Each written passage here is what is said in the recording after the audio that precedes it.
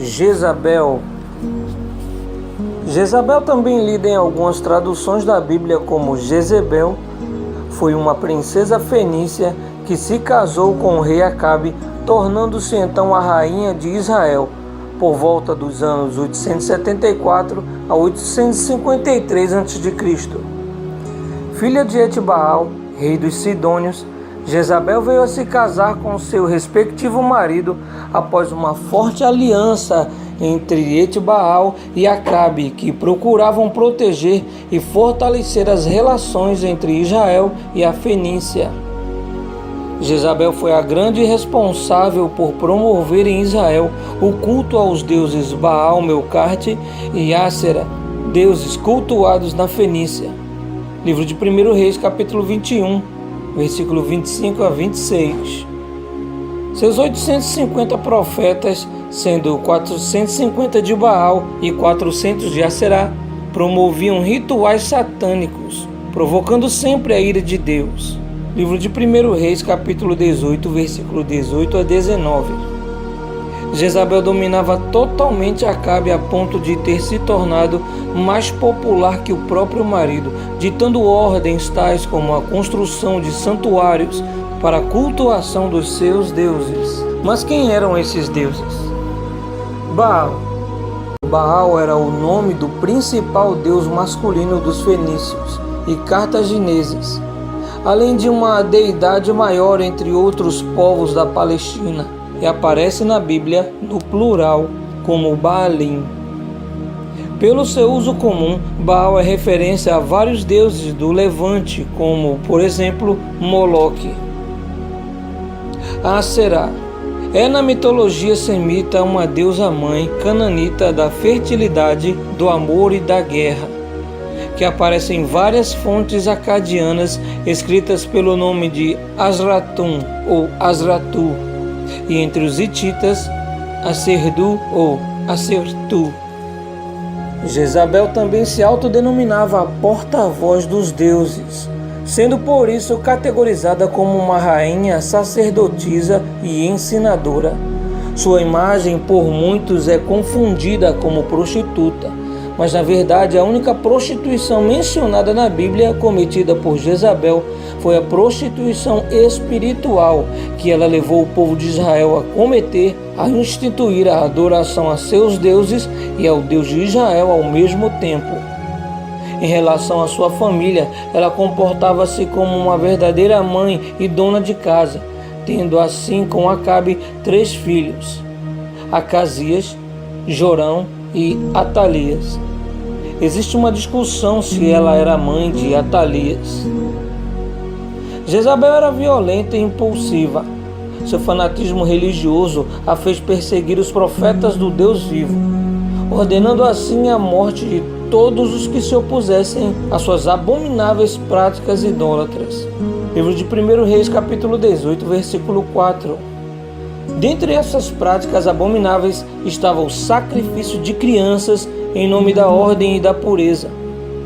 Além disso, ela usava do templo o tesouro público para sustentar seus 850 profetas, sentindo-se atraído pelo culto aos falsos deuses e achando completamente normal toda aquela feitiçaria, Acabe planejava juntamente com sua esposa construir um templo dedicado a Baal dentro do palácio, colocando assim o Deus verdadeiro em segundo plano. Os sacerdotes e profetas do Deus vivo tiveram que se exilar no deserto, tendo em vista que muitos deles já tinham sido assassinados pelos homens da fanática rainha, que promoviam uma perseguição ferrenha a todos que eram contra aquela adoração feita aos falsos deuses estrangeiros. Livro de 1 Reis, capítulo 18, versículo 4. Sentindo-se no auge da liderança e do poder e ofuscando quase que completamente a pessoa do rei, Jezabel jamais poderia pensar que seria contrariada. É aí que entra em cena o maior desafeto que a rainha conheceria em sua vida, o profeta Elias. Elias aparece em cena no capítulo 17 do livro de 1 Reis, dizendo ao rei Acabe: "Vive o Senhor, Deus de Israel, perante cuja face estou, que nesses anos nem orvalho nem chuva haverá, senão segundo a minha palavra. Livro de 1 Reis, capítulo 17, versículo 1. Essa afronta ia na contramão da fé em Baal que a rainha possuía, pois Baal era considerado o deus da vida e da fertilidade. Como poderia então o profeta do Deus dos israelitas alegar que, diante da ordem do Senhor, a chuva cairia apenas quando o profeta determinasse? Enquanto isso, a perseguição de Jezabel continuava de maneira cruel, o que levou a Obadias, mordomo do rei e homem muito temente a Deus, a esconder 100 profetas numa caverna para preservar-lhes a vida, e os alimentava um por um com pão e água. Livro de 1 Reis, capítulo 18, versículo 13. O ódio de Jezabel pelos profetas, e especialmente por Elias, aumentava a cada dia, tendo em vista que a seca já durava 3 anos. Nesse interim, muitos profetas vieram a morrer pelas mãos dos soldados da rainha. Num dos episódios mais comentados do Antigo Testamento, Elias realizou um desafio no Monte Carmelo para provar quem era o verdadeiro Deus.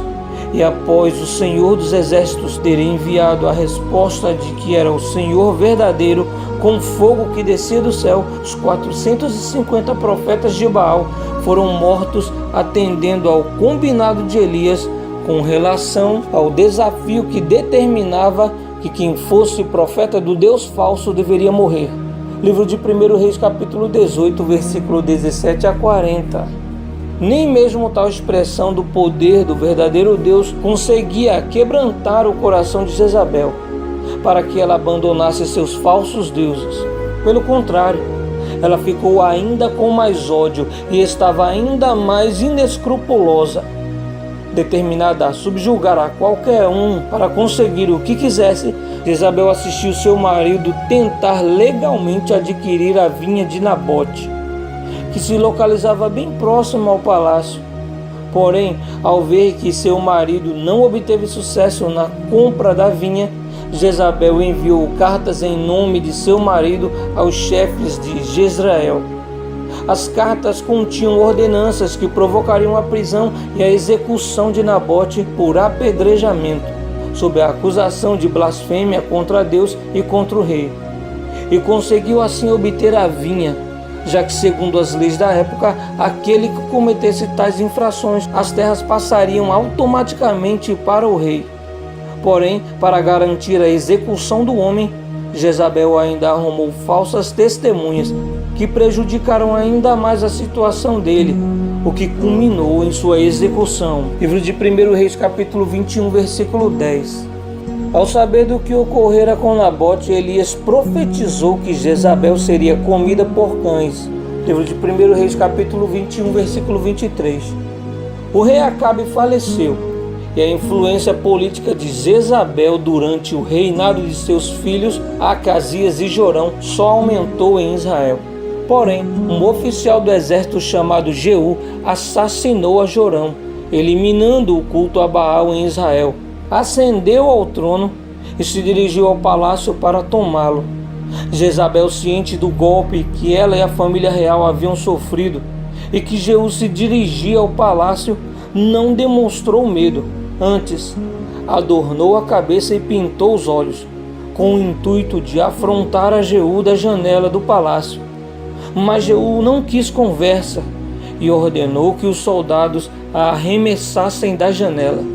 Tamanha foi a violência da queda que seu sangue jorrou nas paredes, rodas dos carros e nos cavalos, e Jeú ainda a atropelou. Livro de 2 Reis, capítulo 9, versículo 30 a 33.